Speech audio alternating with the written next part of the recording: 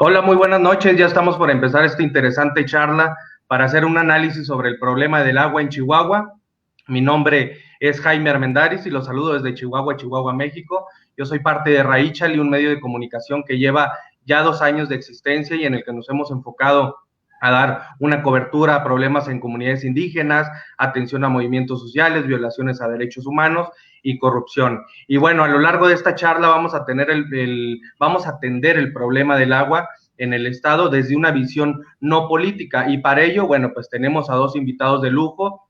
En primera instancia, quiero saludar a Federico Mancera Valencia, investigador del Centro de Investigación y Docencia. Federico, ¿cómo estás? Muy buenas noches. ¿Qué tal? Buenas noches. Muchas gracias por esta invitación y contento de estar aquí. Gracias. Gracias, Federico. Y también tenemos a Bernardo Manzano, director de la organización ambientalista Pies de la Tierra. Hola, ¿qué tal, Bernardo? ¿Cómo estás? Hola, Jaime, buenas noches. Muy bien, gracias. Gracias por la invitación. No, al contrario, creo que hay que agradecerles mucho a ustedes por aceptar esta invitación y poder platicar más a fondo del problema que estamos viviendo en Chihuahua y que ha sido foco mediático durante varios meses y sobre todo en este año tan complicado que se ha tenido en diversos rubros.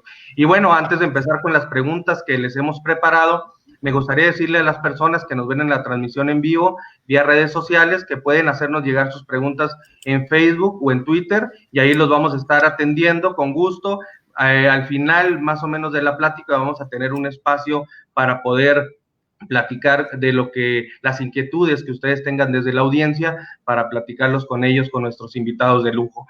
Y bueno, para medida de contexto, les platico que el problema del agua pareciera que es una situación iniciada a finales del año pasado, cuando el gobierno federal tomó la decisión de enviar elementos federales a las presas del estado y comenzar a extraer el recurso con este argumento de pagar el tratado de aguas que tienen México y Estados Unidos desde 1944, como bien se ha dicho en reiteradas ocasiones, pero también se había dicho que se iba a enviar agua a otros estados, lo que inicialmente generó una rispidez con los productores agropecuarios de esta entidad.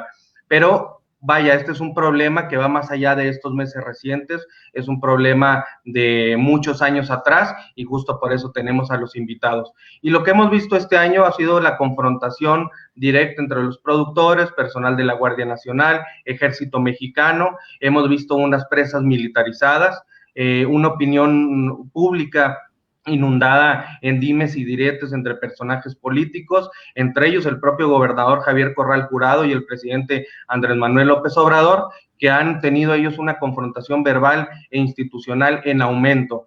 Pero bueno, justo para dejar esta visión política de este problema que es del agua, tenemos a Federico y a Bernardo, y me gustaría empezar con ustedes. Si gustas empezar, Bernardo, te hago la siguiente pregunta. ¿Cuál es el análisis que tú haces o la lectura sobre este conflicto por el agua que escaló justamente a niveles partidistas? Adelante, Bernardo. Bueno, Jaime, básicamente lo que hemos estado analizando nosotros es que este conflicto ha escalado más que nada porque todos los actores involucrados, en lugar de encontrar soluciones o encontrar las razones de las causas a las problemáticas del agua, siempre se busca encontrar a los culpables. ¿Por qué? Porque los culpables siempre venden más políticamente de alguna manera. Este conflicto del agua inicia por diferentes problemas, especialmente por malos manejos de la administración del agua misma. Esto también es resultado de instituciones que manejan el agua sin contrapesos, que muy pocas veces se les cuestiona o se les audita o se llega a tener resoluciones de las problemáticas que se tienen en diferentes partes del estado y del país.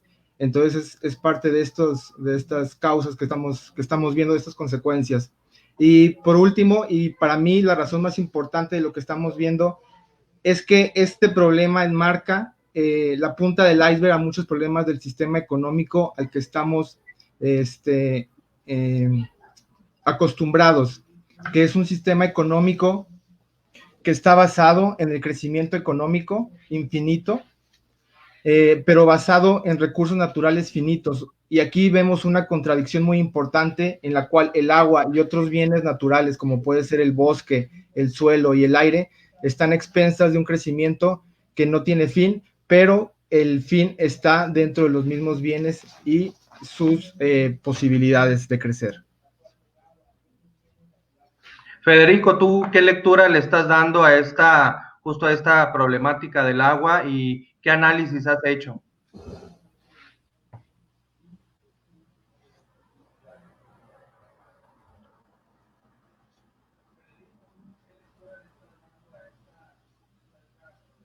Te tenemos, está pausado tu micro y se lo puedes. Perdón, cierto, perdón. Gracias, Sí, Federico. efectivamente, el tema no es de carácter político, es político cada año, y cada año que haya sequía o empiezan a salir las notas periodísticas diciendo en periodos precisamente de sequía, que es normal en los desiertos, la gente se le olvida que en los desiertos como ecosistema no va a llover, y en esa circunstancia obviamente la única agua que pueda caer en una condición de franja de los desiertos posiblemente sea en las zonas altas, ¿no? En las montañas, que es en el caso de la Sierra Madre Occidental. Y la Sierra Madre Occidental, igual que los desiertos, están en las grandes franjas de los desiertos.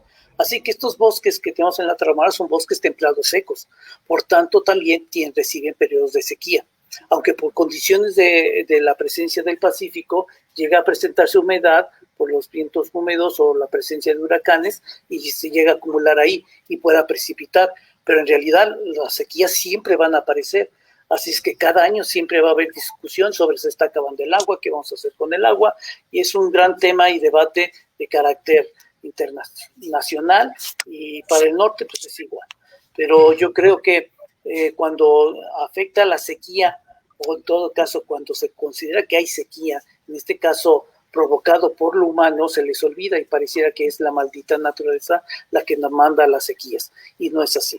Es obvio la presencia de las sequías, es obvio la ausencia de humedad. Sin embargo, bajo esa plataforma es como se planteó un modelo de desarrollo en el desierto y en el norte basado en el agua, la cosa más absurda y gestada por una política pública internacional impuesta por los norteamericanos que se llamó Revolución Verde en los años 40. Y desde los 40 para acá no se ha dejado hacer producir el desierto con agua. Y el agua proviene toda, por lo menos en la cuenca del Conchos y la cuenca del Bravo, viene de la cuenca de la Sierra Tarahumara, de la Sierra Madre Occidental. Entonces, por esa medida, por esas circunstancias de modelos económicos impuestos a estos territorios, se ha mantenido y no ha habido un solo cambio al respecto. Y eso se debe, obviamente, a muchos privilegios que han tenido herederos de este modelo de desarrollo. Uno de ellos es los distritos de riego, que no ha cambiado el modelo de desarrollo para el desierto. Y es un modelo que pues ya está agotado, fundado la producción bajo mecanismos del agua. Y obviamente teniendo presas, que también se ha cuestionado ya tecnológicamente el uso de las presas, porque en realidad gran parte de la presa que tenemos en Chihuahua, lo que está acumulando ahorita o ha estado acumulando desde finales del siglo XIX es suelo que deviene de la Tarahumara, y ese suelo se debe a la sobreexplotación forestal, después viene la minera, después viene el turismo, después sigue la explotación forestal, y lo único que va a acarrear eso es prácticamente suelo, y lo que se acumula en las presas es agua, es suelo, no es agua. Entonces todo el agua que se acumula puede ser un pedacito en realidad, porque todo lo demás es suelo.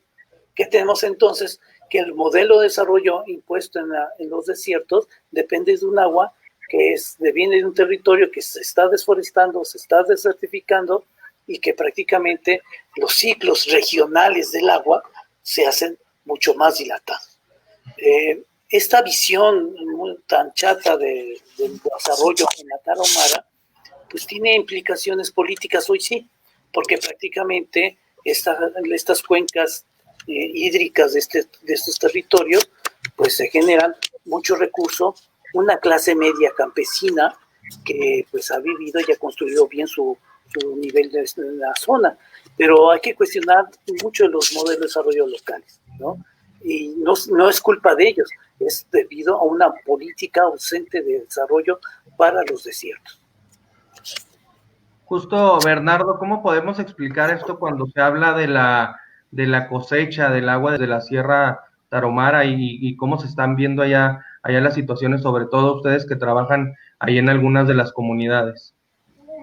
Sí, básicamente como dice Federico, la Sierra Tarahumara por sus condiciones orográficas es el inicio de las cuencas del Golfo y las cuencas del Pacífico, específicamente del río Conchos y del Fuerte o del Sinaloa. Estas condiciones orográficas junto con las condiciones de suelo y vegetación hacen que tengamos un bosque templado con transiciones de selva baja caducifolia. Estas condiciones de vegetación hacen que, para los que no lo sepan, todo tipo de vegetación transpira. Esa transpiración evapora y hace que haya unos cambios de presión en la atmósfera que jalan más humedad del el mar hacia adentro, hacia la Sierra Madre Occidental. Entonces, por eso se dice que la Sierra Madre o la Sierra Tarahumara cosecha el agua de los ríos de Chihuahua y, bueno, que van hasta otros estados de la República, porque realmente alrededor del 40% de la precipitación de toda esa cuenca está en esta parte de Chihuahua, de la sierra. Entonces es muy importante que se sigan conservando estas condiciones para que pueda seguir escurriendo. Hay estos escurrimientos a estas grandes presas, como lo dijo Federico, básicamente también en los desiertos de Chihuahua. La condición actualmente en algunas comunidades donde estamos colaborando, pues sí, es una sequía típica. Realmente las comunidades tienen poca cosecha, si no es que podemos decir que nula, entonces están un poco preocupadas por lo que va a pasar este año en cuestión de alimentación y para el próximo año en cuestión de producción, porque ni siquiera pudieron obtener la semilla que se va a sembrar el siguiente año. Las comunidades, bueno, también están acostumbradas a este tipo de eventos climáticos, entonces son mucho más resilientes de lo que pensamos, pero bueno, es una condición desfavorable en todos los sentidos, tanto para la sierra como para ahora como lo vemos, para las comunidades o para los agricultores aguas abajo. Federico, en tu expertise, ¿cómo ves justo también, como nos comentaba Bernardo, la situación de la sierra, y qué pueden esperar justo en estas zonas con el problema que estamos viviendo en Chihuahua y con esta sequía tan fuerte que, como lo mencionaba Bernardo y como lo has mencionado tú en varias posiciones, es atípica, ¿no? Bueno, las sequías puedo insistir que es obvio en los desiertos, y en la Tarahumara también va a ser obvio. Son bosques templados secos y selvas bajas caducifolias, que son secas. No son selvas húmedas ni bosques húmedos, son secos. Obviamente el desierto también tiene eso, y eso se debe a que los vientos secos que vienen de la atmósfera bajan secos. La única humedad que pueda llegar aquí es a través del Golfo de México, que atraviesa la zona de Mississippi y luego bajan los vientos húmedos.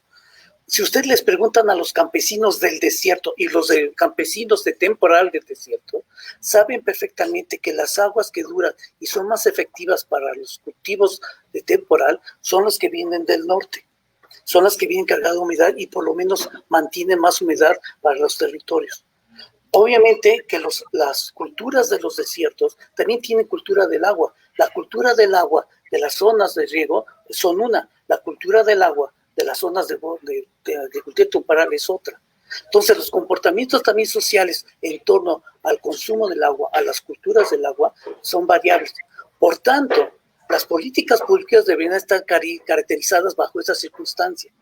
Hoy por hoy, el abasto de agua superficial que deviene de las presas para los cultivos que hay en las zonas agrícolas de riego es insuficiente. Por eso tienen que buscar aguas del subsuelo y sacan aguas del subsuelo, ¿sí? Faltan estudios con mayor precisión, pero resulta obvio que la evapotranspiración que acaba de explicar Bernardo es muy intensa en las zonas del desierto, ¿no? Además de los canales abiertos revestidos por cemento que no permiten la filtración de humedad, ¿no? Obviamente las recargas de los acuíferos es mínima. A lo mejor hay recarga del acuífero en zonas agrícolas de riego, pero la mayoría se vuelve a sacar por agua subterránea. Y no solamente hacemos eso, sino al momento en que sacas agua subterránea en las zonas del desierto, sacas agua con sales naturales acumuladas en las aguas fósiles, pero además la vuelves a poner arriba. Las zonas agrícolas de zonas agrícolas de riego utilizan herbicidas, pesticidas y todos los agroquímicos posibles para producir grandes cantidades de materia vegetal, ¿no?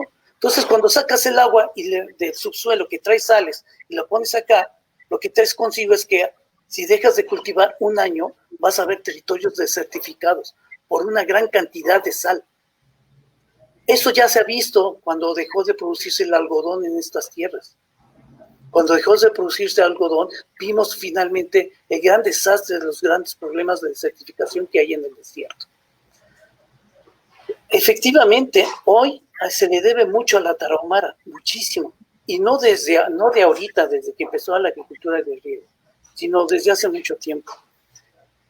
En trabajos de arqueología que he hecho con compañeros de arqueología, por ejemplo, con el doctor Eduardo Gamboa, en la zona de Madera, en trabajos de identificación de dataciones de material arqueológico del año 1200, encontramos que desde esa época, de hace 1200 años, hace del año 1200, o sea, hace 800 años, ya los pueblos originarios tenían prácticas de conservación, de restauración y del suelo. Hacían trincheras, hacían diques, sistemas de captura de agua porque tenían grandes problemas de agua, ¿no? Y en las cuevas de casas acantilado que hay en la Tarahumara, todos tienen lloraderos porque permiten la filtración de los manantiales y acumulan el agua. Si ustedes hacen recorridos de pueblos indígenas donde van las chivas hacia la barranca, de la montaña a la barranca, encontraremos lloraderos y son manantiales. De eso se alimenta la gente en la Tarahumara, no de grandes descubrimientos, ¿no? Entonces, desde hace, por lo menos, datos desde el año 1200, en la Tarahumara, los pueblos originarios han encontrado mecanismos de conservación de suelo y agua. Y eso ha permitido, a través de cientos de años, entonces, la conservación del suelo y agua para que caiga agua al desierto y se mantengan los manantiales. Las lógicas de los ciclos hidrológicos y de los balances hídricos aún están desconocidos en el desierto. Lo que sí podemos decir es que los mecanismos de educación también que hay para los ciclos de agua en Chihuahua no son reales. Se enseña el ciclo de agua como si de lo que llueve se evaporara y volviera a caer al día siguiente. Eso es lo más absurdo que hay. Y es una especie del mito eterno, del eterno retorno del agua en los desiertos, ¿no? Que de un día para otro vuelve a caer. Y no es así. Son miles de años para que ese ciclo de agua se complemente. No es el mismo ciclo del agua en los desiertos que el ciclo de agua en las Chiapas o en Tabasco. Y son comportamientos distintos y la educación no está centrada en ello. Por eso entonces planteamos políticas públicas específicas para el norte, en torno al desierto y al agua, para la Tarahumara también. No hay política pública seria hacia la Tarahumara. Hay una sola institución estatal que se encarga de atender la Tarahumara y un gobierno federal muy guango, prácticamente desinteresada en la Sierra Tarahumara. Los municipios están olvidados, no tienen recurso alguno. ¿Con qué recurso van a financiar conservación de suelo y agua? Con uno que otro que venga de las asociaciones civiles ahora, ¿no? Porque el gobierno federal ya no va a venir y el gobierno del estado no tiene recursos para hacer trincheras para todos lados, ¿no? Entonces, cuando se piensa que el agua que viene en la Tarahumara viene por lo menos de 13 municipios y de municipios que dan tributario a las zonas de Santa Bárbara, Parral, San Francisco de Conchos, aportan agua también como río tributario del río Florido para el Conchos. Entonces, si visualizamos de manera integral esto, las políticas públicas están ausentes en el norte de México de acuerdo a las circunstancias de los ecosistemas. Aquí, Federico, también vemos que existen obviamente rezagos históricos de falta de transparencia en los métodos de extracción, incluso los sistemas relacionados con el manejo del agua en Chihuahua. Y me parece que te iba a preguntar por qué llegamos a este problema, pero justo me parece que le estás dando el clavo en este sentido de que las autoridades pues no han dirigido políticas públicas adecuadas a estas zonas, ¿no? Y por eso vemos rezagos en algunos lugares y vemos abundancia en algunos otros donde básicamente están extrayendo volúmenes muy, muy elevados. El tema del agua no es el problema no es de ahorita. Ya Luis Aboites, un gran historiador de los usos del agua en la zona de Delicias, que por cierto es de Delicias, ha hecho estudios precisamente, por ejemplo, del río San Pedro. Del río San Pedro que finalmente cae llega a todas las humedales que están en Meoqui, que en Meoqui son humedales muy importantes, que como ustedes saben, tan importantes que permiten recarga de acuífero. Nada más que ahora el acuífero ya tiene un popote, que es la cervecera esta de Heineken, ¿no? Todo el mundo le está muy lindo porque va a ofrecer trabajo, pero la consecuencia ambiental, o sea, ¿cuánto está pagando de impuestos por el uso del agua del subsuelo que ha sido acumulado por el río San Pedro hace muchos años, ¿no? El río San Pedro nace precisamente en la zona de Carichí, Nonoaba, esta zona de estas regiones de la llanura, penillanura de la Sierra Tarahumara, ¿no? Carichí está desforestado, ¿no?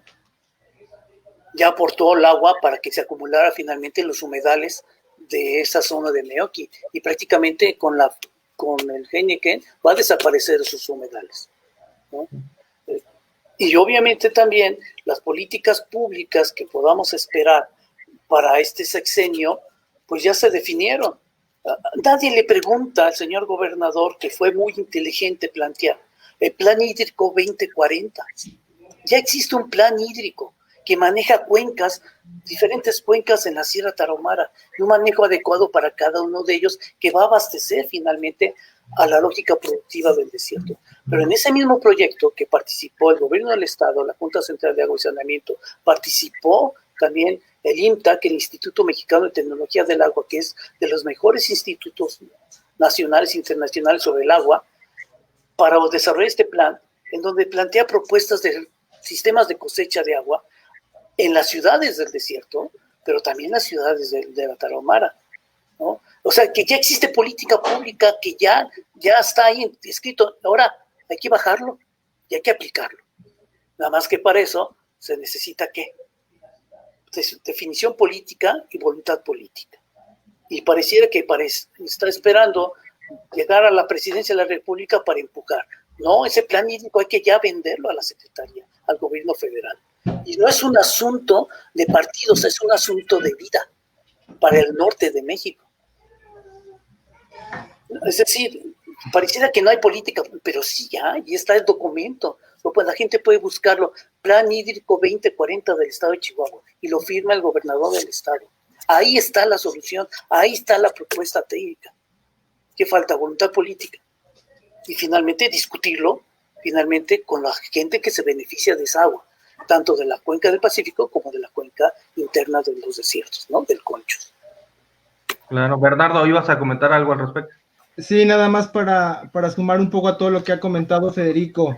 Sí falta voluntad, pero también falta valoración de todo lo que conlleva todas las comunidades que viven en la Sierra Tarahumara. Y lo digo por una cosa: en este conflicto que estamos viendo ahora con las presas de aquí de Chihuahua, me extraña, se me hizo muy particular que ninguno de los productores, en ningún discurso político, en ningún discurso defendiendo el agua de Chihuahua que tanto llaman, no se menciona a las comunidades, no se menciona todo el beneficio que generan las técnicas de conservación que ya habló Federico, y toda esta cuestión que tiene que ver con su cultura, la cultura de la Sierra Tarahumara, hablando específicamente de los rarámuri, ha ayudado a que este bosque se mantenga bien o mal, a pesar de las políticas o a pesar hasta inclusive de los tejidos o de ingenieros forestales o de algún otro proyecto extractivista. Entonces, no nada más falta o tenemos que mirar del lado de la política, tenemos que mirarnos a nosotros mismos como productores de alimentos, a nosotros mismos como consumidores de agua, que esa agua no es gratis, esa agua viene y tiene un porqué, aunque sea por escurrimientos superficiales, aunque sea por pozos de extracción. Esa agua que está en los mantos acuíferos no se acumuló ayer o hace un año o hace 10 años. Esa es agua que está acumulada, que es un ahorro que la misma naturaleza ha guardado ahí por, no sé, miles de años, y estamos usando ese crédito y nos lo estamos acabando. Este tipo de debates, este tipo de cuestiones es lo que yo no he visto en ninguna parte, lejos de cualquier partido político o ideología económica. Esto es lo que hace falta, y yo creo que el primer paso para poder solucionarlo, además de la voluntad política, pues es la voluntad individual, y que entendamos que este tipo de cuestiones se resuelven con todos nosotros. Nosotros somos parte del problema y de la solución. Bernardo, en este sentido te iba a preguntar también, en específico, de qué manera está afectando justo a la sierra y a otras regiones que tienen menos visibilidad la corrupción que hay en el manejo del agua, la impunidad que hay en delitos como el que han llamado aguachicoleo, la misma extracción de pozos irregulares, la falta de transparencia en la extracción de metros cúbicos en las presas. ¿Cómo has visto que afecta a la sierra? Porque pareciera que son zonas muy alejadas, pero vemos que tienen un conducto muy específico y una relación directa, ¿no? Con la cosecha del agua y cómo se está gastando. Sí, claro que tiene una implicación negativa para todos los habitantes de la sierra. Para empezar te comento, o sea, toda esta agua que se consume es porque supuestamente hay una concesión que te autoriza para hacerlo. Entonces, entre más cuestiones de corrupción, de pozos ilegales o guachicoleo haya, va a ser más complicado poder dotar de esas concesiones que ya están asignadas. Por lo tanto, tiene que correr el agua con más obligación hasta llegar a estos puntos donde se tiene que extraer. Entonces, todas las comunidades que están aguas arriba, que quisieran tener un sistema de captación de agua de lluvia, una presa o cualquier otro sistema para poder tener agua, ya va a ser mucho más complicado obtener un permiso o una concesión porque esa agua ya tiene que correr hacia abajo. Entonces, esa es como una causa principal de lo que puede pasar con todo este detalle de la corrupción. Y en segundo lugar, sí, dime. Y en segundo lugar, afecta indirectamente porque todo lo que tenga que ver con consumo de agua para bienes de consumo o alimentos, pues cada vez se va haciendo más caro. Entonces, desgraciadamente, todas las comunidades que están en la sierra, que el acceso es más complicado, se encarecen todos estos productos y al final todas estas comunidades, que son las que cosechan el agua, que es donde está el agua, terminan pagando por estos productos por su costo hídrico, si lo pudiéramos decir de esta manera, cuando ellos son los que más contribuyen a ello. Ahora, desde las comunidades que ustedes han visitado como Pies de la Tierra, ¿qué les han dicho? Y entiendo que hay algunas estrategias que están implementando, ¿no? Las mismas personas que habitan en estas comunidades. Sí, nosotros cuando iniciamos un convenio de colaboración con las comunidades es a través de invitación de ellos mismos. Nosotros no vamos a comunidades donde no somos invitados para colaborar. Entonces, a partir de esa invitación, nosotros hacemos un pequeño diagnóstico, un análisis territorial, socioeconómico, junto con las comunidades, y a partir de esa información, entre todos, sobre todo la comunidad, diseñan los planes para poder, sobre todo, regenerar los bienes naturales. Tenemos comunidades que tienen problemas de erosión, de deforestación, de ya se perdió mucho suelo y mucho bosque, entonces se busca hacer iniciativas para que todo eso se pueda volver a regenerar. Las comunidades, si te soy sincero, están muy alejadas de todo el debate del agua, O sea, es una de las cosas más increíbles que se me hacen cada vez que voy para allá. Las comunidades, por lo menos donde nosotros colaboramos, de lo que me ha tocado ver a mí, no sé cómo esté en otros lugares, realmente están muy ajenos, o sea, no desconocen todo el problema que hay, cuestión de aguas abajo en las presas de Chihuahua, y es algo increíble. Se me hace que es como que parte también de su cultura, es mi interpretación que le doy, que viven en el presente y están muy alejados de las problemáticas mundanas que podamos tener nosotros como chavoches. ¿Y cómo sumarlos? ¿Cómo sumarnos? Pues mira, iniciativas como la de nosotros, como Pies de la Tierra, que buscamos una colaboración, no una imposición, que buscamos tener voluntad para platicar con las comunidades, que ellos sean escuchados, que creo que es una de las grandes tragedias que tenemos desde hace 500 años, que estas comunidades nunca han sido escuchadas. ¿Por qué? Porque el escuchar requiere tiempo y el escuchar no tiene venta política. Entonces, nosotros lo que hacemos es escuchar. Este diagnóstico que hacemos dura 12 meses, 18 meses. Esto no tiene, si lo ves desde afuera, no genera nada de dinero. Pues claro que no va a generar dinero porque se necesita primero escuchar a la gente para que ellos decidan qué quieren hacer de su vida, de su territorio, y nosotros respetar lo que ellos decidan. Eso es lo que falta. Y si la gente quiere sumarse a nuestro esfuerzo, pues estamos a la orden. Creo que iniciativas como esta o hay otras iniciativas dentro de la sierra con asociaciones civiles o de manera particular para poder generar en el territorio acciones que puedan seguir conservando su territorio y fuentes de ingreso para las mismas comunidades de manera sustentable. Federico, te iba a preguntar que más allá de las instituciones, de las posturas institucionales y políticas, que ahí existen cifras de volúmenes de agua, que la aportación al tratado, ¿cómo podemos enfocarnos en los problemas reales, sociales, que ha generado toda esta extracción de grandes volúmenes de agua de las presas de Chihuahua? Pues esa es una pregunta que, si buscas soluciones, hay que entender la tarahumara, ¿no? El Plan Hídrico 2040, yo sé, no, a lo mejor por eso les sacatean decirlo, porque plantea finalmente que se pague por el uso del agua, que se pague por los servicios ecosistémicos que ofrece la tarahumara, que es abastecer agua a la zona del Conchos. Y no solamente del Conchos, sino toda la cuenca del Pacífico. Todas las grandes agroindustrias que tiene Sonora y Sinaloa se deben del agua de la tarahumara, a los pueblos que viven en la tarahumara, a la conservación de los bosques que viven en la tarahumara, la conservación de los suelos, ¿no? Si no se conserva eso, no hay humedad.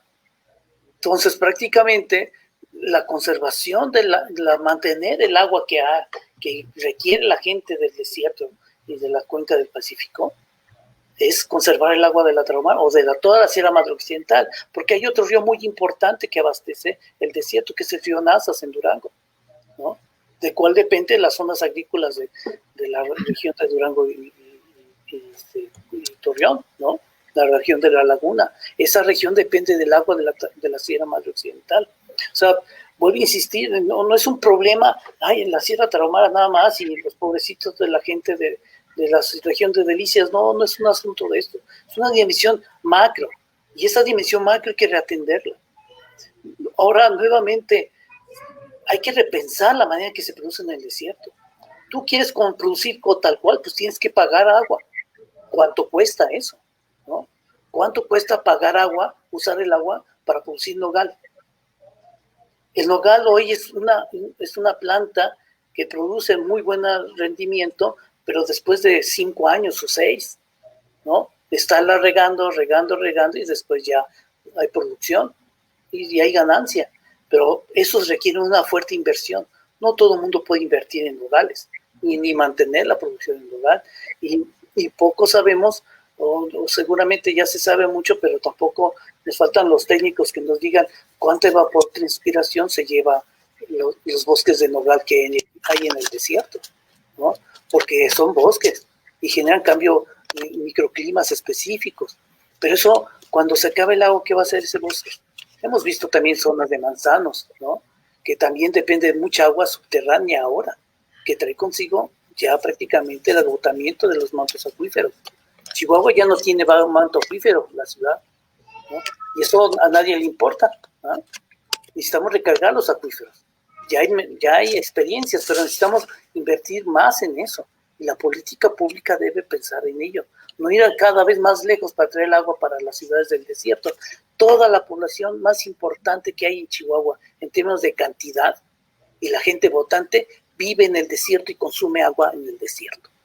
Y la agua que tomamos prácticamente viene del subsuelo. Y nadie invierte en la recarga de acuífero. Es seguro que a través de millones de años, la tarahumara, cuando se fue conformando, fue recargando esos acuíferos, además de los pasos que ya no hay en las zonas de las planicies, ¿no? Entonces, esta historia ambiental es una historia que forma parte del cambio climático. Y el cambio climático nos está indicando que cada vez va a haber más temperaturas más intensas, mayor temperatura, menor humedad en la atmósfera, y las sequías van a estar más presentes. El crecimiento y expansión de los desiertos son obvios desde los años 70 y eso está en evidencia. Y este desierto del ecosistema o ecorregión del desierto chihuahuense se sigue expandiendo, más ahora con el cambio climático. Entonces no tenemos política pública sobre el cambio climático. Hay un consejo, pero el consejo no llega a nivel de política pública.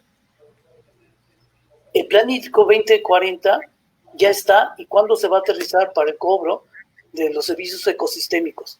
Los campesinos de las cuencas que se benefician de esa agua, de los distintos de riego, ¿están dispuestos a pagar por los servicios ecosistémicos que ya deben? Ese es un asunto político. Quiero ver al gobernador que ya le atore ese asunto, porque ya pagó un estudio. Esa es su política del agua y está bien hecha, ahora hay que bajarla. Por eso otra vez la voluntad es importante. Y además necesitamos una política pública regionalizada para la Sierra Tarahumara, tanto federal, estatal y municipal. Necesitamos políticas públicas adecuadas en la zona. Fortalecer a las poblaciones. Las gobernanzas ambientales de las comunidades se organizan para conservar un manantial. Y el manantial es el que se abastece de los pequeños bosques de encino y pino que hay alrededor. Si esos bosques desaparecen sus manantiales. Y los manantiales no es cualquier cosa, nada más toman agua. Es un regalo de Onuruame. Onuruame otorgó también la voluntad de tomar agua, pero los manantiales también hay seres del agua que conservan la humedad. Hay una cultura muy ancestral que permite la gobernanza ambiental del agua en las comunidades para conservar esos pozos y también su lógica ambiental ecosistémica. Esa cultura, ¿cuándo se fortalece? ¿Con qué política pública se fortalece? Esas son las gobernanzas ambientales que hay que potenciar. Y no hay política pública para ello. Bueno, y luego aparte tenemos algunas otras cuestiones como los megaproyectos turísticos, gasoducto, minería. Justo, Bernardo, te quería preguntar cómo han afectado el acceso al agua en la Sierra Tarahumara también estos megaproyectos, ¿no? Que tienen muchos años, que también arrasan con recursos, no solo con el agua, pero en específico ahorita que estamos hablando del tema hídrico, bueno, pues es algo importante, ¿no? Sí, pues imagínate, y bueno, también recordar, sí es el agua, pero también está relacionado con la vegetación y el suelo. Esas tres partes son esenciales, no puede vivir una sin la otra. Estos megaproyectos, estas cuestiones turísticas, pues sí afectan definitivamente y bastante, ¿por qué? Por las concesiones de agua que se les dan, por la destrucción que hacen al medio ambiente, al bosque, a los manantiales, como ya lo comentó Federico, los manantiales son muy importantes para las comunidades, son las fuentes más importantes que tienen de agua potable. Entonces, ha habido ya diferentes tipos de proyectos que han afectado todas estas fuentes de agua, y no solo eso, proyectos turísticos que además devastan eso, los drenajes, todas las aguas sucias van y vierten a las mismas comunidades. O sea, a pesar de que te extraigo, ahora te regreso lo sucio, lo que no sirve, y arréglatelas como puedas. Entonces, es un doble problema que tienen las comunidades para poder vivir. ¿Qué otra cosa? Pues también pueden pasar división de comunidades por cuestión de estos megaproyectos que van a ofrecer dinero como la solución o empleos. Entonces ahí ya ponen en tela de juicio la cultura de las comunidades, hay un poco de shock cultural y las mismas comunidades terminan divididas en sus liderazgos porque unas prefieren el recurso económico y otras prefieren la cuestión de cuidar y seguir manteniendo su bosque y sus recursos naturales. Entonces es una problemática bien difícil. Yo les pongo un ejemplo, una historia que me tocó ver en una comunidad, no voy a decir el nombre, pero imagínate que vives desde que naces en una comunidad rarámuri con pocos servicios de agua, educación, salud. Mantienes tu bosque y lo que quieres tú, pues si no tienes trabajo, pues por lo menos quieres producir tus propios alimentos. Entonces la comunidad se organizó para hacer una solicitud de agua a la instancia correspondiente y le dijeron, ¿sabes qué? No le dijeron que no, pero le dijeron, tienes que traerme todos estos estudios topográficos, hidrológicos, de suelo, para ver si te puedo aprobar tu proyecto.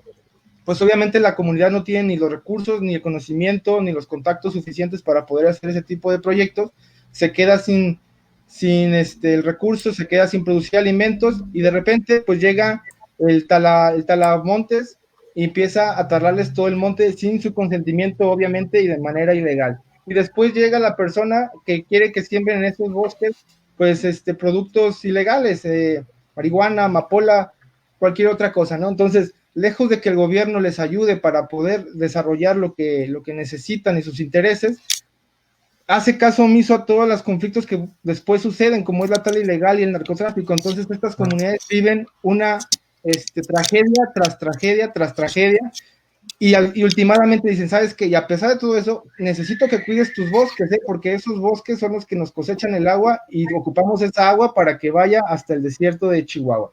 Entonces, no nada más son las concesiones, no nada más son los megaproyectos, no nada más es el turismo, es la vida diaria que viven estas comunidades por falta de desarrollo, si lo pudiéramos decir de alguna manera, o por falta de intereses de convivir o de ser empáticos con esta cultura o con estas comunidades mestizas que viven ahí. Entonces, es bien complicada la situación, Jaime.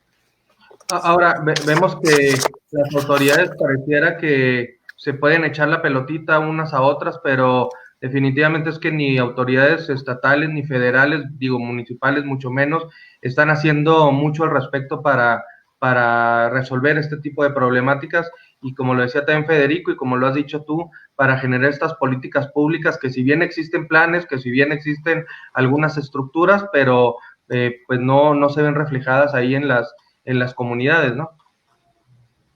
Sí, así es, definitivamente podemos tener las mejores leyes, las mejores políticas, pero sin la aplicación. Y bueno, conste que no estoy diciendo que todos los funcionarios o todos los activistas sean buenos o malos, hay de todo. Esto no es una cuestión de blanco y negro, hay un matiz. Y muchas veces, por su seguridad de su vida misma, es complicado que puedan actuar porque ya hay muchísimos intereses ahí metidos y bueno, sí entiendo una parte de eso. Sí, estamos hablando de todo un sistema, no de personas como de quien llega a los poderes o quien está en algún cargo público, sino de un sistema que viene de muchos años, de mucha corrupción, inercias muy nocivas y como dices tú, hay zonas que están dominadas por el narcotráfico, por muchas situaciones que, bueno, es muy difícil abatir. Federico, ¿tú cómo ves esta situación justo de lo que nos platicaba Bernardo? Yo coincido con él, no lo contradigo, en todo caso lo fortalezco, que los pueblos originarios en este país, pues no hay que platicarlo, pero ya hubo un movimiento en el 94 que a todo el mundo incomodó, al norte de México nunca lo entendió, cómo era posible que indios generaran una revolución con palos, con algunas escopetas, y hoy tiene municipios independientes. La revolución nunca llegó allá, igual sucedió en la Tarahumara, nunca llegó allá, pero sí llegó en las desiertos. Y el desierto se fortaleció tanto para el crecimiento de la propiedad privada. La propiedad privada y toda la historia del norte de México tiene que ver con eso. No es lo mismo lo que es el sur y el centro occidente que el norte. La lógica de la propiedad privada genera una búsqueda por esa visión liberal económica, que históricamente ha sido mantenida por ese aislamiento, por esa visión lejana que tenemos del centro, por esa historia regional y casi autónoma que posibilitó oligarquías que aún perduran y aún se mantienen. Bueno, ¿cómo esas oligarquías aún siguen ocupando puestos políticos, circulando el capital para la extracción de la selva tarahumara? Es una historia que hay que reconsiderar y reevaluar, pero entre ellas está la responsabilidad social que son la gente de la clase media que vive en las zonas del desierto de riego para ser solidarios a los pueblos originarios. No es un asunto nada más de historia social vinculada al liberalismo, es una historia social de brechas económicas inmensas. Tenemos distritos, uno, donde circula más capital que el propio municipio de Carichí o el municipio de Batopilas, ¿no? O sea, todo, incluso el narcotráfico que circula ahí no se queda ahí, hay unos cuantos billetes verdes que circulan y todo el dinero se va. El agua se va y no se paga. La minería se va y no se paga. El turismo es a lo mejor el único recurso que se pueda quedar ahí, pero está concentrado en una gran franja, ¿no? En la industria forestal prácticamente todo el dinero no se queda ahí, se sale, ¿no? Entonces prácticamente la Tarahumara es un territorio de extracción y por eso entendemos la brecha económica que hay en relación a la población de los desiertos y las regiones miserables de la Tarahumara. No es no es un acto, entonces, de desprecio al trabajo agrícola en los desiertos, es repensar la producción en los desiertos y ser solidarios con la gente que no ha sido beneficiada por esa historia económica. ¿Dónde está la propiedad privada? En los desiertos. ¿Dónde están las ejidos comunidades en la Tarahumara? Uh-huh.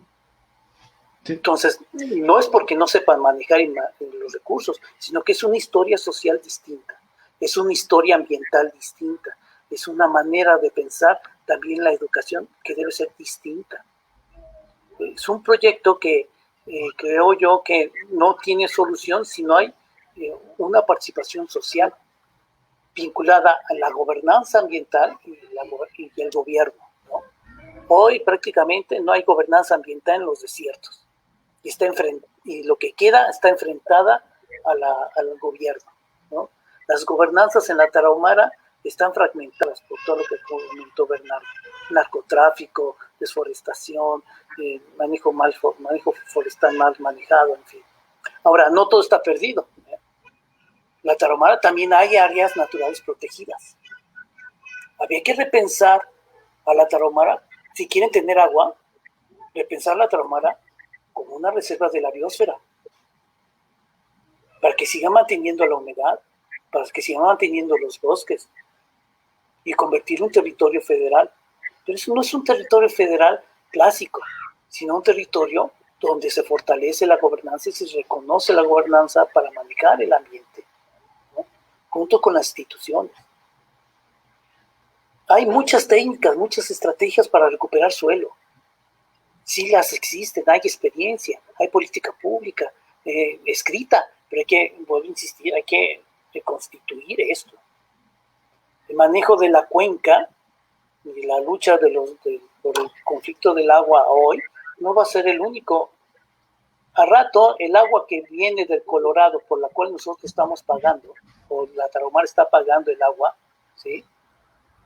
Es porque viene un agua que viene del Colorado y se escurre hacia al mar de Cortés y se irriga esas zonas de Tecate, que son tan productivas como las zonas de Delicias. Nada más que ese bosque, ese río Colorado se controla por una gran presa, que es la presa Hoover, que abastece de energía eléctrica a Las Vegas y todo California. Que no es un asunto de detalle geopolítico. Igualmente, el agua que escurre de esas zonas deviene de los bosques que hoy se están quemando, tanto en Arizona como en California. ¿Se va a mantener esa agua del Colorado? Entonces, el 44, pues, existía una política de revolución verde, tecnología y agua para todos, ¿no? A llevar la industrialización al campo. Y eso hoy ya no funciona. Hay que repensar esa revolución verde para el estado de Chihuahua. Esa política y ese modelo de desarrollo ya no puede funcionar en Chihuahua. Hay que reconvertirlo. Bernardo, ¿ibas a comentar algo al respecto? Sí, algo que ha comentado Federico a mitad de su ponencia de esta última parte. Y bueno, también considerar esto. En Chihuahua también a veces vivimos un espejismo en cuestión de indicadores sociales, económicos. Tenemos la Sierra Tarahumara, que si la desvinculáramos de toda la, ¿cómo se diría? Todo el efecto que tiene el demás estado, los demás municipios, como puede ser Ciudad Juárez o puede ser Chihuahua en cuestión económica, tenemos, bien lo dijo él, Batopilas. Batopilas es uno de los municipios más pobres del país. Siempre ha estado en el top 10 de los municipios más pobres. Y no se dice nada porque se puede maquillar las cifras, se puede maquillar el color de los mapas cuando se presentan, que Chihuahua es uno de los estados más prósperos del norte y prósperos del país. Pero bueno, tengamos en consideración eso. La Sierra Tarahumara es de las zonas más pobres del país y en específico hay ciertos municipios que han estado completamente en el abandono y así como dice Federico, se ven nada más con fines extractivistas. Y ojo, porque eso puede ser una pistola que se te puede voltear. Todos esos recursos naturales, cuando se terminen, ¿qué va a pasar con toda esa gente que vive de manera legal o ilegal de todo eso? Pues van a querer venir a las ciudades o no sé qué va a pasar, que ahí se va a venir un conflicto, no nada más del agua, de muchísimas cosas. Y todo por esto, por esta visión, este sistema que Federico lo dice de una manera, yo lo digo de otra, es basarnos en un sistema económico de crecimiento infinito basado en bienes naturales finitos. Eso es una contradicción que tarde o temprano algún día nos va a alcanzar. Excelente, oiga, nomás para ir cerrando ya a modo de conclusión, me gustaría, empezando con Bernardo, si me puedes decir qué podemos esperar en tu opinión en las siguientes semanas o meses o incluso para los siguientes ciclos agrícolas. No, pues hasta ahorita, como lo comenté desde el principio, se están buscando a los causantes, a las personas que iniciaron este problema políticamente. No se buscan las soluciones de raíz, de fondo. Yo realmente no veo ningún cambio, al contrario, se van a nada más agravar estas situaciones del agua por el mal manejo y por el mal enfoque que tenemos como sistema económico. La Sierra Tarahumara pues va a sufrir por esta sequía que estamos viviendo. eh, las comunidades van a seguir resistiendo de alguna manera y bueno, pues esperamos que esto cambie, pero repito, que esto cambie a partir de nosotros y después que se vea reflejado en la ejecución de políticas públicas que realmente tengan el interés del bien común para todos nosotros. Federico, en tu opinión, ¿cómo ves para los siguientes meses, semanas, ciclos agrícolas? ¿Cómo vamos a estar? ¿Qué opinión tienes? Tienes el micro en mute. Sí, la propia historia, la geografía histórica de la región ha mostrado que año con año va a haber replicamientos en contra de las sequías. No va a cambiar eso no va a cambiar. Lo que tiene que cambiar es la perspectiva de desarrollo para estas tierras, ¿no? Se olvida que Chihuahua tiene una extensión tan inmensa que es más grande que la Gran Bretaña, es más grande que Argelia, Panamá. Las dimensiones territoriales de tamaño de un país. Así que las políticas públicas no pueden ser comunes, tienen que diferenciarse regionalmente, de acuerdo a sus condiciones ambientales, de acuerdo a sus condiciones de productividad. Y eso significa repensar una planeación económica distinta para este territorio. La perspectiva es que pues no va a cambiar. Yo pienso que van a mantener, si llueve un poquito más en la Tarahumara, pues se van a llenar las presas y se va a cubrir lo necesario para el siguiente ciclo, ¿no? Pero el siguiente ciclo, si no vuelve a llover, va a haber el mismo bronca, ¿no? Nada más que, pues también hay razón sobre repensar los acuerdos políticos internacionales, que no solamente es del agua, de conchos. Ciudad Juárez se abastece de agua del agua que viene del Paso. Ciudad Juárez no tiene agua subterránea, aunque sea la misma bolsa, pero no tiene agua. De hecho, compra y abastece agua del Paso. O sea, ya compramos agua para resolver el problema, ¿no? Y no hay ciudad en este estado que sea inteligente, que recargue acuífero, que piense que vive en el desierto. Y en esa condición no desarrolla políticas, al contrario, sigue expandiéndose, siguen permitiendo cambios de suelo para que siga creciendo como si fuera una mancha alrededor de ella, ¿no? En todo el desierto, alrededor de los cerros. No importan los cerros que se acaben, ¿no? Cuando se les olvida que los cerros son los que bajan la humedad en el desierto a través de millones de años con los pastos, ¿no? Con algas microscópicas y se encargan de tumbarlos. Es decir, el saber ambiental, pues, de las ciencias ambientales, es muy grande ya, puede aportar cosas. No solamente es el crecimiento por crecer, sino hay que repensar el crecimiento del norte, ¿no? Y yo sí creo que es se debe mucho al poco reconocimiento a la ciencia, a los académicos, a las universidades, a las comunidades que son capaces de repensar el uso del agua. En el norte hay cultura del agua. Las mujeres que han vivido en el desierto tienen tecnologías propias, domésticas, de uso del agua de manera inteligente y eficiente. Las mujeres tienen tecnologías de uso eficiente del agua, ¿no?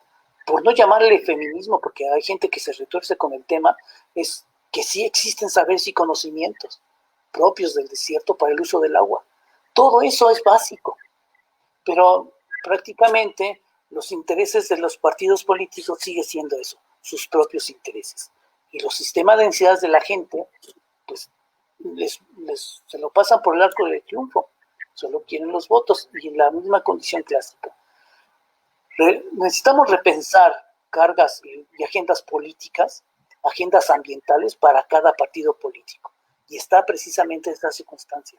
Políticas propias para la Tarahumara, políticas propias para el uso del agua en los desiertos, ¿no? Y renovar prácticamente la visión económica que se tiene en estos territorios.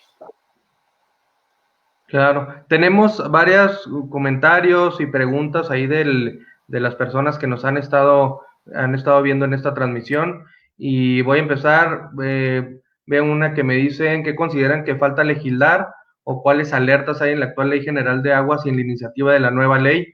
¿Alguno de los dos que quiera comentar al respecto? Si me permites, Bernardo, el asunto es la privatización del agua, ¿no? Paralelo a los gasoductos puede venirse un hidroducto, ¿no? Y el hidroducto puede ser perfectamente financiado por la iniciativa privada de este país. Pero eso es transferir finalmente el uso del agua.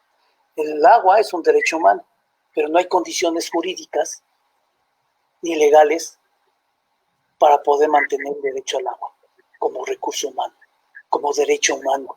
No, este país no ha aún llegado a una condición de equilibrio social y de justicia social para pensar los derechos del agua como un recurso humano, como un derecho humano, ¿no?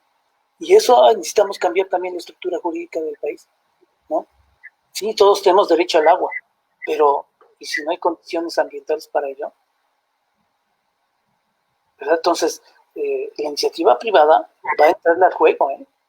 Eso hay que controlarlo a través de la ley federal. Y hay que tenerlo muy claro, a través de gobernanzas ambientales, a través de políticas públicas, sociales, que permitan recarga de acuíferos, ¿no? Pero eso es también de la iniciativa de desarrollo urbano de las zonas urbanas. Nada más quisiera también recordarles, en la Tarahumara hay mucha agua subterránea, ¿eh? No tarda en hacerse ya pozos para sacar agua de ahí, por la crisis ambiental que tiene, ¿no? De agua.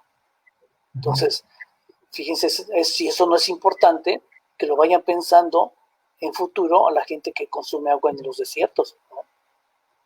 El distrito de riego 0905 tiene que pensarlo bien si van a permitir que se saque agua de subsuelo en la Tarahumara. Y eso debe de pensarse en la ley federal o en las leyes estatales, ¿no? Me mandan una pregunta para Bernardo. Me dicen, desde la cosmovisión indígena, ¿cómo están viviendo las etnias de la Tarahumara la escasez de agua en medio de una sequía que ya se siente en aquella región?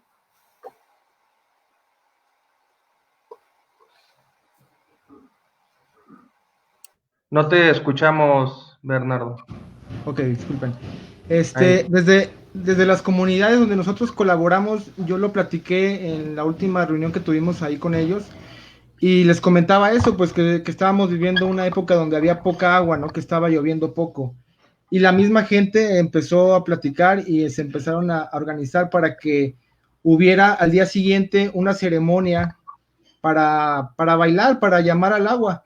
Y curiosamente me tocó estar el día siguiente en esta ceremonia con los curanderos de por ahí, y coincidencia o no, cuando estaban haciendo la ceremonia, cuando estaban bailando, cuando estaban haciendo unos cánticos, justo en esa comunidad empezó a llover.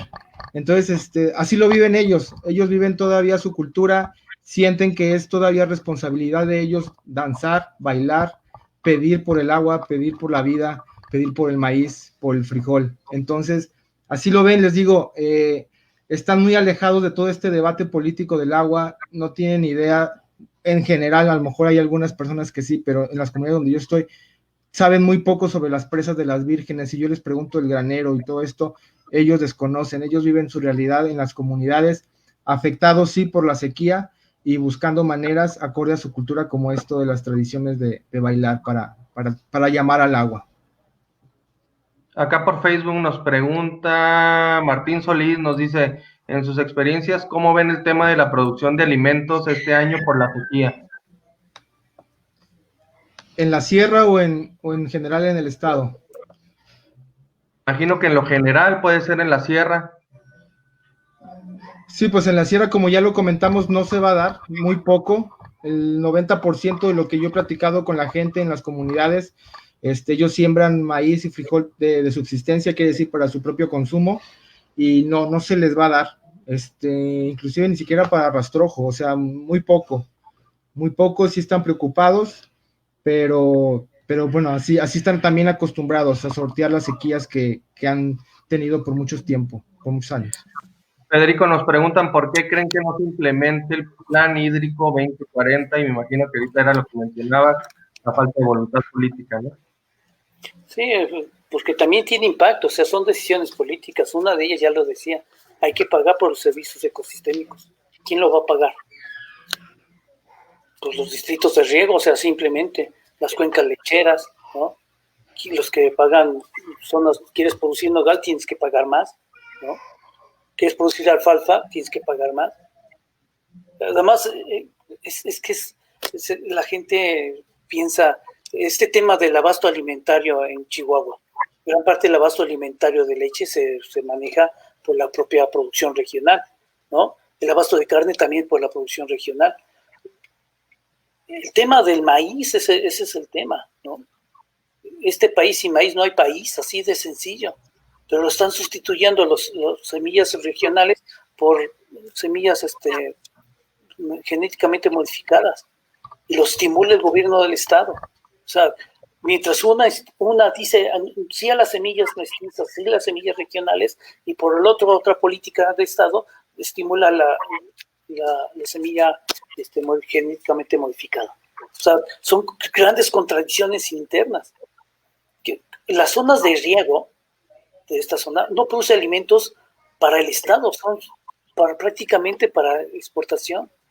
El alimento que se produce en el distrito 05 es principalmente para nuez y alfalfa para el ganado que produce leche, que se distribuye a nivel estatal, pero a nivel regional, y alimento para el ganado de engorda, que es prácticamente alimento que se va a Estados Unidos. O sea, ¿qué alimento estamos produciendo para los chihuahuenses? Hortalizas, sí, uno que otro chile pasado, pero, o sea, no es, la crisis alimentaria no es de ahora, por eso hubo silos, por eso los pueblos originarios de casas de acantilado tenían su sistema de conservación de maíz, ¿no? Para periodos de sequía, por eso hay chacales, se recarga, se secan el maíz, se conserva y se rehidrata en periodo de lluvia, para el periodo de Semana Santa, cuando no hay alimentos. Los pueblos originarios, los pueblos campesinos, tienen estrategias para sobrevivir en los desiertos, pero no produce para consumo propio, produce para afuera. Casi todo el agua que se consume en los distritos de riego es para producir alimentos que se salen del estado de Chihuahua. O sea, son un montón de contradicciones, ¿no? Y siempre en los desiertos habrá crisis alimentarias. Tenemos crisis alimentarias desde el siglo XVII, que traen alimentos del Valle San Bartolomé y Valle de Allende para Chihuahua. O sea, siempre han existido bajo la condición de desierto. Nos pregunta José Alfredo Bermeo, dice, ¿no les parece a los ponentes que la otra fuerza política son los pequeños productores y los mismos habitantes regionales que no han hecho valer sus derechos a la buena administración del agua? Y lo liga con otra pregunta más, dice, ¿incluso no creen que los estudiosos de las universidades y tecnológicos no han logrado capacidad de propuestas y el gobierno y la sociedad en los distritos de riego y en las distintas latitudes de Chihuahua? Totalmente de acuerdo, como ya también lo platicamos hace rato, esto es una crisis política, puede ser, pero es una crisis de conciencia de cada uno de nosotros, que debemos de entender que el agua nos afecta de alguna manera. Entonces, tenemos que hacer valer nuestros derechos, sí, como ciudadanos, como académicos, como asociaciones civiles.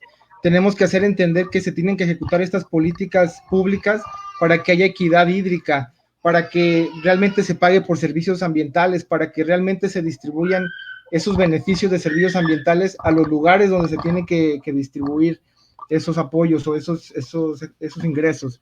Entonces sí, definitivamente es una tarea de nosotros y lo que me preocupaba, que en los discursos de todos estos productores afectados por las presas, es muy válida su lucha por el agua, tienen sus derechos, tienen sus concesiones, pero tenemos que ver todo el problema en su conjunto. No se vale irnos por cuestiones muy efímeras o por la solución del problema básico. Tenemos que realmente reflexionar, como todo esto que hemos hecho, de por dónde son realmente las causas de los problemas, básicamente, Jaime. Y tenemos acá, tenemos varios comentarios, varias preguntas. Dice León Fong, hay una deuda con la sierra y las comunidades indígenas que en ella habitan, de las que hay que ocuparse, más que preocuparse del pago de tratado de aguas. Nos comenta también Martín Solís, la presa Situriachi en San Juanito se construyó para surtir de agua las áreas de turismo como Krill y Divisadero, y no se garantiza el derecho humano al agua. Y bueno, hay una serie de comentarios que nos dicen que hay que analizar más el tema, concientizar sobre este tema, y me parece que eso nos da para mucho. Bernardo, adelante. Sí, nada más, me faltaba comentarles algo. Es muy importante este tipo de ejercicios que se están haciendo. Vale la pena que se escuchen diferentes posturas, diferentes opiniones de gente que está viviendo dentro de la problemática o también visto desde fuera. Y también considero que es importante, Jaime, que en algunos otros espacios también se le dé este poder de comunicación a la gente de la sierra, porque creo que también es lo sistémico de este problema, que a lo mejor falta esa voz de escuchar, que a lo mejor tenemos que ser nosotros el estudioso como es Federico, o los que andamos de asociaciones civiles en campo, los que somos como estos puentes de comunicación, pero a veces también hace falta escuchar la fuente directa, y creo que se ha pecado un poco de eso, de falta de dar esos espacios, no aquí, sino históricamente. Entonces creo que es un buen momento para que se empiece a generar esta comunicación directa entre estos diferentes pues pueblos, lugares, comunidades, localidades que tienen muchas cosas que decir y a su manera. Hoy una pregunta que me encantaría hacerles y que si me lo pueden responder, si quieres iniciamos Bernardo y Federico ya para concluir. Justo en el aspecto informativo, los medios de comunicación, ¿cómo han visto que hemos jugado este papel? Porque entiendo que a veces, o veo que a veces nos preocupamos mucho por las declaraciones del día a día, lo que dijo el gobernador en su mañanera, lo que dice Andrés Manuel en su mañanera, y me parece que están faltando datos científicos y me parece que están faltando otras voces más y realmente visibilizar este problema social que nos está llevando la sequía y los problemas del agua en Chihuahua. Federico, si quieres. Sí, bueno, pienso que necesariamente hay que estar renovando la información, ¿no? Y constantemente, si las universidades, las instituciones y los centros de investigación les preguntan qué hacer, cómo atender este tema, pues podemos generar opinión y generar propuestas tecnológicas. El maestro que preguntaba, la tecnología se puede generar específicamente, pero estamos haciendo más tecnología para aeronaves o tecnología para maquila que tecnología para el consumo del agua, ¿no? Y hacer eficiente e inteligente el agua, el uso del agua. Y fíjense que hablo no de la racionalidad, sino el uso inteligente del agua, que depende de cada región, plantea propuestas específicas técnicas y culturales. Eso es muy importante. Hoy prácticamente las poblaciones de la sierra que están migrando para las zonas agrícolas, para cosecha de hortalizas, que vienen de Oaxaca, vienen de Michoacán, vienen del estado de Guerrero, vienen de la Tarahumara, van a dar a las zonas estas agrícolas de los distritos de Riego del Desierto. Ellos son los cosechadores finalmente de la producción. Y nadie está pensando en ellos tampoco. Se deviene también una historia social en la cual viven en condiciones muy marginales dentro de una región muy productiva. La equidad social tampoco se sucede en esos territorios y están sucediendo cosas terribles, ¿no? Hacinamientos, trata de personas, sobreexplotación, niños trabajadores en las zonas agrícolas, niños sin escuela, aunque haya políticas públicas que están atendiéndose a migrantes a nivel estatal. Eso es muy bueno, pero ellos mismos ofrecen datos que la propia explotación reciben de los propios propietarios de estas tierras, ¿no? O sea, no todo es blanco, ni todo es gris, ni todo es negro. hay que visualizar las grandes complicaciones que trae consigo estas formas de producción, que trae consigo formas distintas y diversas de explotación del ser humano, ¿no? Exacto, pues yo la verdad es que no me queda más que agradecerles a ambos por esta oportunidad de platicar con ustedes. Me parece muy enriquecedor el diálogo que hemos tenido, la charla que nos han dado, y bueno, agradecerles mucho, que tengan una excelente noche. Yo les mando un abrazo a ambos. Si quieren comentar algo más antes de cerrar. No, pues muchísimas gracias por el espacio, Jaime. Y bueno, aquí hago un poquito del comercial. Si quieren saber un poquito más de lo que andamos haciendo en las comunidades, pueden visitarnos en nuestra página internet www.piesdelatierra.org y en todas las redes sociales como @piesdelatierra. Ahí pueden encontrar más información. Igual, y si quieren colaborar, hay diferentes maneras de hacerlo: voluntario, servicio social, alguna donación. Ahí estamos a las órdenes, y para poder pues compartir un poquito de lo que hacemos. Federico. Sí, personalmente agradezco a ustedes como periodistas que buscan nuevas opciones, nuevas opiniones, que dejen hablar a otras gentes y no a los políticos, apañar prácticamente todos los medios y todas las primeras planas, ¿no? Necesitamos reconfigurar esas primeras planas con gente como ustedes, con visiones distintas del periodismo, que finalmente hacen la vida cotidiana, ¿no? Y resuelven la vida cotidiana. Gracias.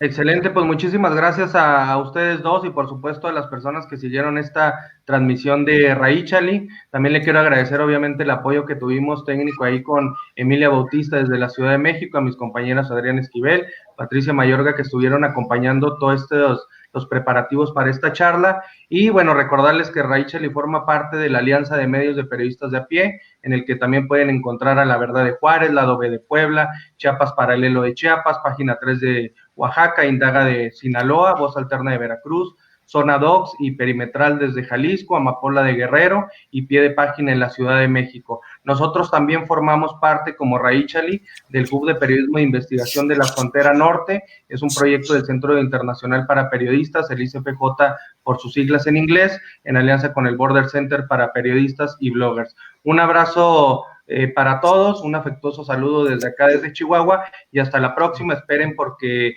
buscamos tener más diálogos en este sentido y buscamos tener nuevos acercamientos y nuevas transmisiones con este tipo de temáticas que nos afectan día a día aquí en el estado de Chihuahua. Un abrazo a todos y hasta luego. Hasta luego. Saludos.